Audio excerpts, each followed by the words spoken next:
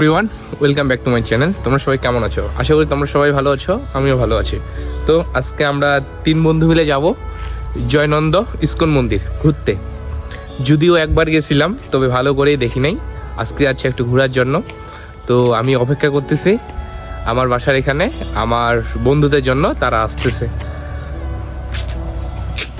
এই পাড়া চলে আসলো, এই যে বাছাড়া, এদিক দেখো। তো আমরা সবাই যাচ্ছি আজকে জয়নন্দ ইস্কন মন্দিরে। তো দেখা হচ্ছে, আমরা এখন কদমতলায় ঢুকলাম। এটা হচ্ছে কাহারোলের কদমতলার মোড়।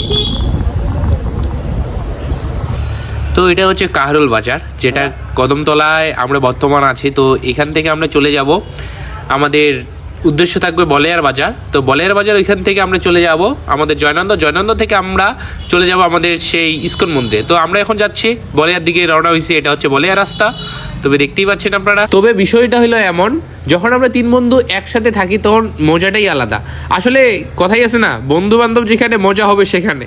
তো আমরা এখন ঢুকে যাচ্ছি বলেয়ার বাজারে। এটাই হচ্ছে সেই বলেয়ার বাজার।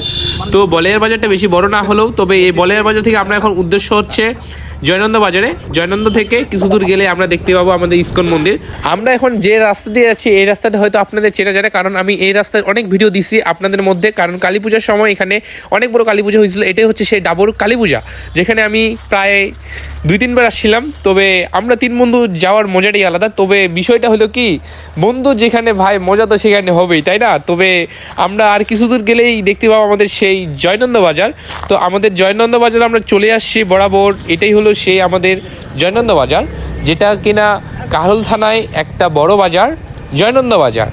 তো এই জয়নন্দ বাজারে আমি প্রায় এবার থেকে 2 বার আসলাম। তো আমিও কিন্তু এই জয়নন্দ বাজারে বেশি আসিনি, তবে আজকে ধরে 2 বার। তবে ইস্কন মন্দিরে যেখানে আমরা যাচ্ছি সেখানেও আমার প্রথম, এবার হচ্ছে দ্বিতীয়। তবে বিষয়টা হলো এরকম, আমি মন্দিরটা এর আগে আসছিলাম বাট দেখতে পাই নাই। এবার ভালো করে দেখার জন্য গেছি যে মন্দিরটা কেমন। আসলেই মন্দিরটা অনেক সুন্দর। আমি সময় করে না আসলে অবশ্য বুঝতে পারতাম না মন্দিরটা এত সুন্দর। তো আপনারা যদি মন্দিরটা দেখতে চান, অবশ্যই ভিডিওটা কন্টিনিউ শেষ পর্যন্ত দেখেন, তাহলে আপনারা বুঝতে পারবেন মন্দিরটা কত সুন্দর। শেষমেশ আমরা চলে আসলাম সেই জয়নন্দ ইস্কন মন্দিরে, যেখানে আমাদের উদ্দেশ্য ছিল আসা। দেখতেই পাচ্ছেন আপনারা এরিয়াটা। তবে কাহারোল থানার মধ্যে জয়নন্দ ইস্কন মন্দিরটাই বেস্ট মনে করি। যদিও কাহারোল থানায় প্রপারে একটা আছে, বাট সেটা সেরকম না। তবে তো মন্দিরই।